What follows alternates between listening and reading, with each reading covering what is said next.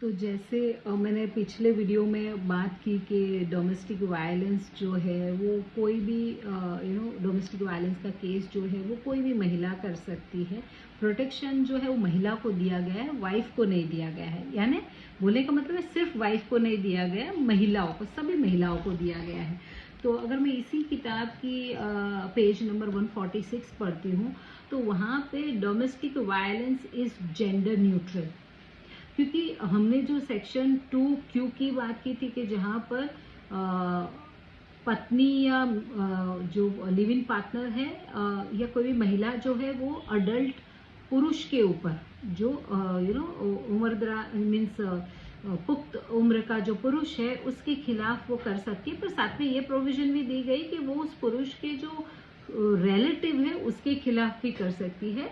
तो उसके मामले में मैं आगे पढ़ रही थी तो इसके अंदर बहुत ही अच्छा एक केस के बारे में बात की गई है। ये जो केस है ना वो केस सुप्रीम कोर्ट का जजमेंट है। ये अगर हम देखें तो साइटेशन देखें तो 2016 का ये केस है सुप्रीम कोर्ट का, हीरल हरसोरा वर्सेस कुसुम नरोत्तम दास हरसोरा।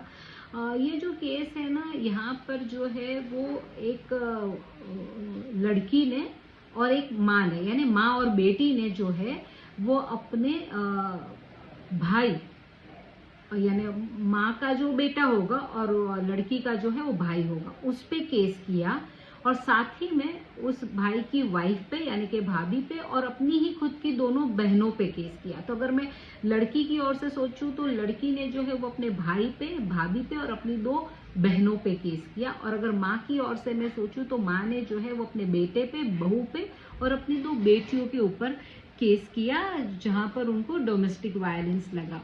तो इस केस के अंदर कई सारे जो नए पहलू जो है वो बाहर आए कि इंडियन जो कॉन्स्टिट्यूशन है उसकी जो आर्टिकल नंबर 14 जो है वो इक्वालिटी की बात करती है, और यहाँ पर अगर हम सिर्फ ओनली अडल्ट मेल की बात करते हैं तो उसके बारे में काफ़ी चर्चाएं की गई। आपको अगर इसका डीप नॉलेज चाहिए तो आप ये जो केस है, मैं चाहिए तो केस जो है उसका नाम एक बार दोहरा देती हूँ। यहाँ पर भी ये लिखा है, हीरल पी हरसोरा वर्सेस कुसुम नरोत्तम दास हरसोरा, 2017 में इसका जजमेंट आया है। ये सुप्रीम कोर्ट का जजमेंट है। तो इसके अंदर बात की गई है when section 3 of the act defines domestic violence, क्योंकि हम जब भी बात करते हैं हम सेक्शन 2 की बात कर रहे थे कि रिस्पोंडेंट में कौन होता है, पर अगर आप चैप्टर 2 देखोगे तो चैप्टर 2 जो है ना वो पूरा चैप्टर डेडिकेटेड है डोमेस्टिक वायलेंस किसे कहा जाता है उसकी वो बात करता है। तो when section 3 यानी कि इसके अंदर जो धारा 3 है of the act defines domestic violence, it is clear that such violence is gender neutral. बोले कि ये जो वायलेंस की बात की गई है वो जरूरी नहीं है कि तुम पे कोई पुरुष ही करने वाला है।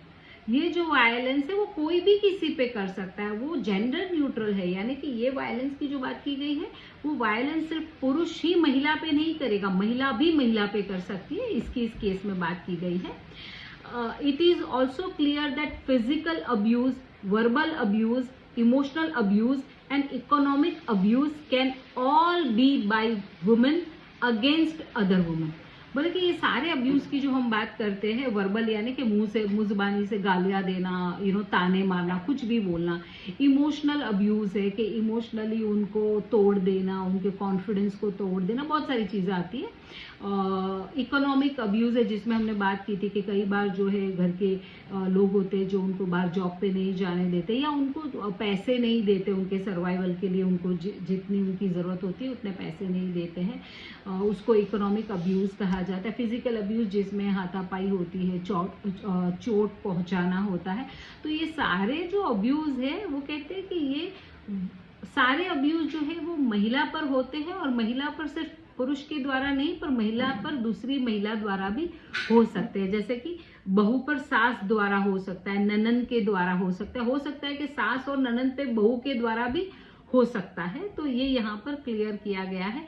इवन सेक्सुअल अब्यूज में in a given fact circumstances be by one woman on another. बोले सेक्सुअल अब्यूज भी जो है वो अगर ऐसे हालात है कि जहां पर एक महिला दूसरी महिला पे भी वो जो है वो कर सकती है।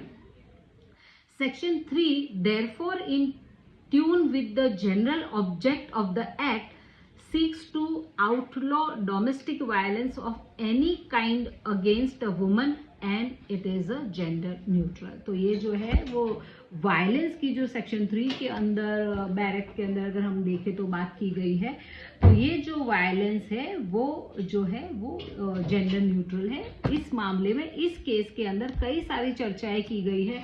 अगर आप इस पे और ज़्यादा स्टडी करना चाहो तो ये भी देख सकते हैं।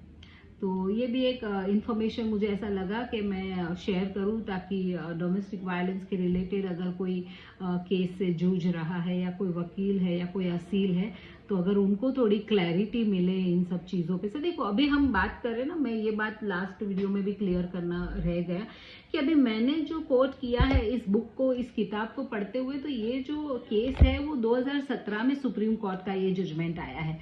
पर इसके बाद भी कोई जजमेंट आए हो जो इसको भी सेटिसाइड करते हो, यानी कि इसके अंदर जो बातें डिसाइड हुई रहे उसके बाद इसको भी सेटिसाइड करते हो, तो पढ़ते रहना बहुत ज़रूरी है। कल के केस में हमारे आज शाम के जो जजमेंट रिलीज हुआ उसका भी इम्पैक्ट आ सकता है। तो पढ़ते रहे, ज्ञान लेते रहे। लाइफ लॉन्ग लर्निंग की बात इसीलिए कही गई है कि जिंदगी भर हमें लर्न करता रहना पड़ता है। तो thank you so much for watching my videos, और इसी तरह से आप सराहना करते रहिए तो मैं आपके सामने नए नए वीडियोस लेकर आती रहूँगी। Thank you so much. मुझे उम्मीद है ये सारी इन्फॉर्मेशन जो है वो आपके नॉलेज में जो है वो आपके नॉलेज को इंक्रीज करेगी, डीप करेगी, और आपको भी ये सारी चीज़ें पढ़ने के लिए मोटिवेट करेगी। तो मेरी उम्मीद है कि मेरी जो ऑब्जेक्टिव है ये वीडियो रिकॉर्ड करने का वो सर हो, तो thank you so much for watching my videos.